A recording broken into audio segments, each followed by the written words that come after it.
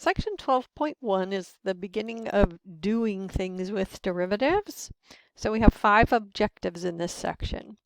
We're going to first look at graphs and see where the function's graph is increasing and where it's decreasing by looking at it, and also identify what we're going to learn to call local extrema, and I'll explain that in a moment, on the graph. Then we're going to do the same 2 things using calculus to find the intervals of increasing and decreasing and to find the local extrema. And then we have a couple of application problems. So first, let's talk about this word extrema. And it's a Latin word, and it's the plural for extremum. And an extremum is an extreme value. So it's a highest value or a lowest value. So I'm sure you're familiar with the word minimum, meaning the lowest, and that's singular. And usually you would say, how can there be more than one minimum? But it turns out that with a function, you could have a minimum value that's the same minimum value at more than one place. So we have the plural of minimum, which is minima. So then we have the opposite idea of maximum, biggest value.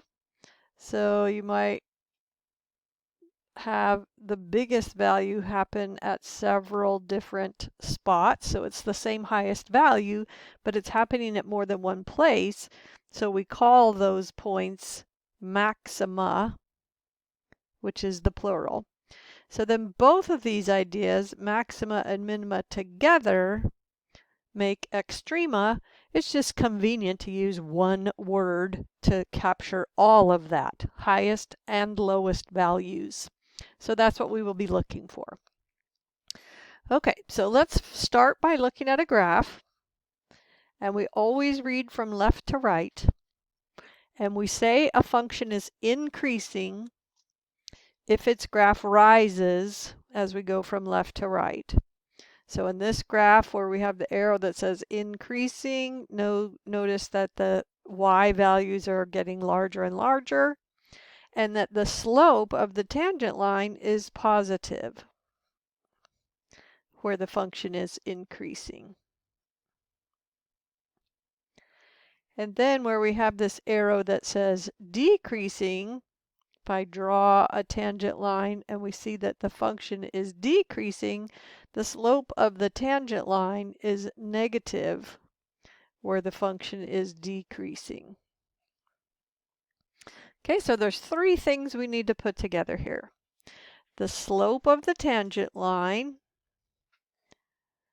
So let's say when the slope of the tangent line is positive, and we know the derivative is the slope of the tangent line. So we're saying the derivative is greater than 0. So that's a mathematically symbolic way of saying the same thing as the slope of the tangent line is positive, means the derivative will be greater than 0, and that tells us that the function is increasing. And generally we abbreviate that to INCR. Okay, so those 3 things go together. The slope of the tangent line is positive, means the same thing as the derivative is greater than 0, means the same thing as the function is increasing. And then we have the same 3 things opposite. The slope of the tangent line is negative. That means f prime is less than 0. And then we know that the function is decreasing. So if we find a value of x that makes the derivative negative, we know the function is decreasing there. So we're going to find information about the derivative that's then going to inform us or tell us information about the function. So this green box is a little bit more formal language, and it just says that if the derivative is greater than 0, means the same thing as positive, then the function is increasing. If the derivative is negative, the function is decreasing. If the derivative happens to be 0, so in this function there happens to be a little section of it where the derivative is 0. Notice that the slope of the tangent line is 0. So the derivative is 0. That doesn't actually happen very often in many of the functions that we'll look at, but it could. Okay, so now you have a picture in your mind, hopefully, and now we're going to use calculus to figure out this information about a function that we can't see the graph of. So we're going to find the derivative.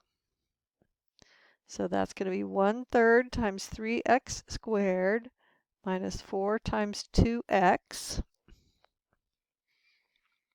Get that as simple as you can. That's going to be x squared minus 8x. Then we make a tall vertical line that you read set this equal to 0. So we're trying to find places where the derivative is 0, because if we look at this graph and we see we're increasing and then decreasing, there must be a point right here at the top where the derivative is 0. So we want to find those points. So we say, well, how do we find when the derivative is 0? We set it equal to 0 and solve for the values of x when that happens, or where that happens, whichever word makes more sense to you. So here's where our algebra comes in.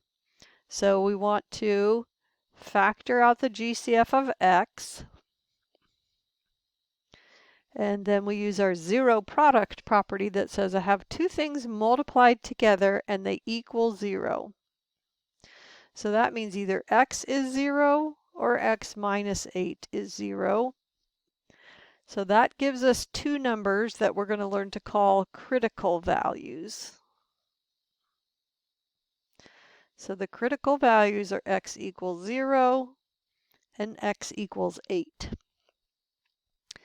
Then what we're going to use those for is to make dividers on a number line, because they are the only points where the derivative can change from positive to negative or negative to positive. So I'm going to make a chart. So if you have lined paper, on one line you'll put your dividers of x equals 0 and x equals 8 and label that row of the chart x. These are x values where things are happening. Then the next row we're going to label f prime. So the next row is going to talk about the derivative. Well, the way we found these critical values was to say, if the derivative is 0, what does x have to be? So when x is 0, the derivative is 0, because that's how we found that number. And when x is 8, the derivative is 0, again, because that's how we found that number of 8. It's a value that makes the derivative 0.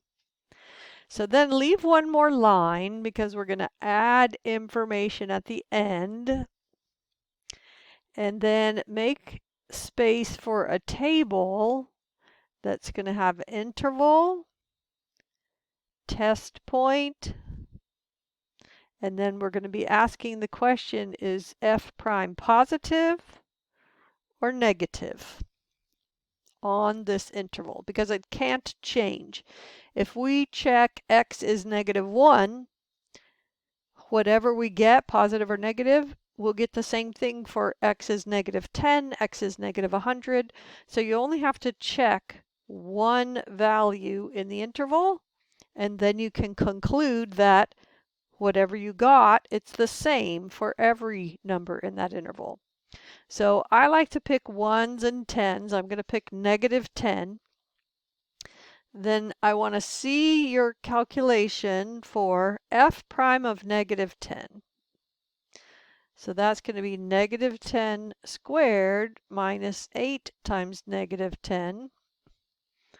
-10 times -10, 100 plus 80. This is positive. So everywhere below this interval on the number line, you're going to fill that space up on the f prime line with pluses, because everywhere in that interval, the derivative is positive.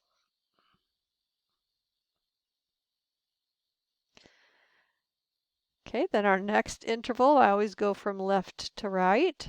Our next interval is 0 to 8. So I can't pick 0 because that's a divider.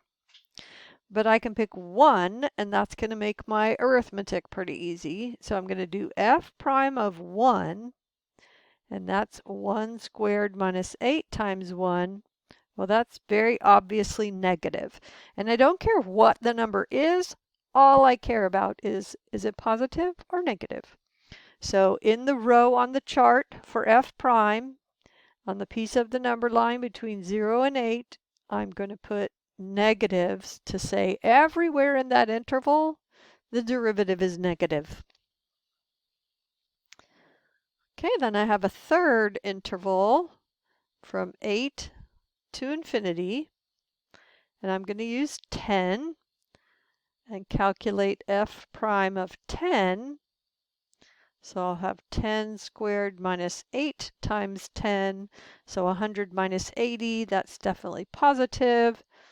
So under the interval from 8 to infinity, on the row that's representing the derivative, I'm going to put plus. Okay, so now that we have all this information, we can draw conclusions about the function f.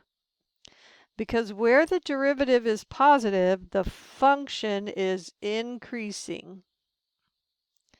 F is increasing. So also from 8 to infinity, the derivative is positive, so the function is increasing. Then between 0 and 8, the derivative is negative, so the function is decreasing.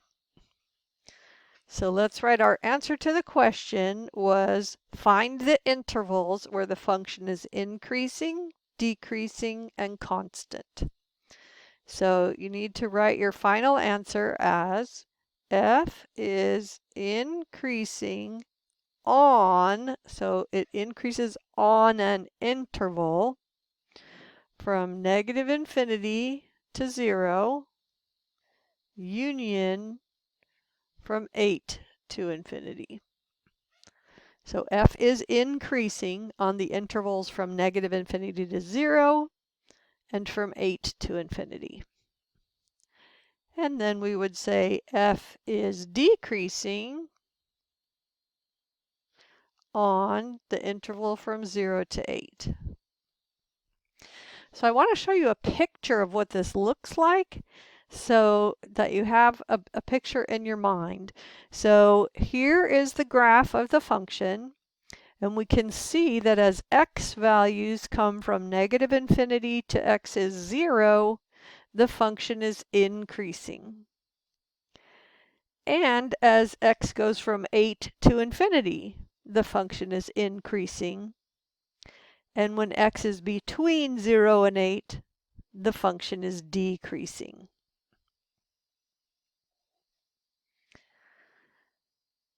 Okay, so those numbers we found that were the dividers were called critical numbers, but there's another group of numbers called critical numbers that are values of x where the derivative does not exist. So it's going to be crucial that you find the x values that make the derivative 0 and that you look for any x values that make the derivative be undefined. So does not exist or is undefined, if that makes more sense to you.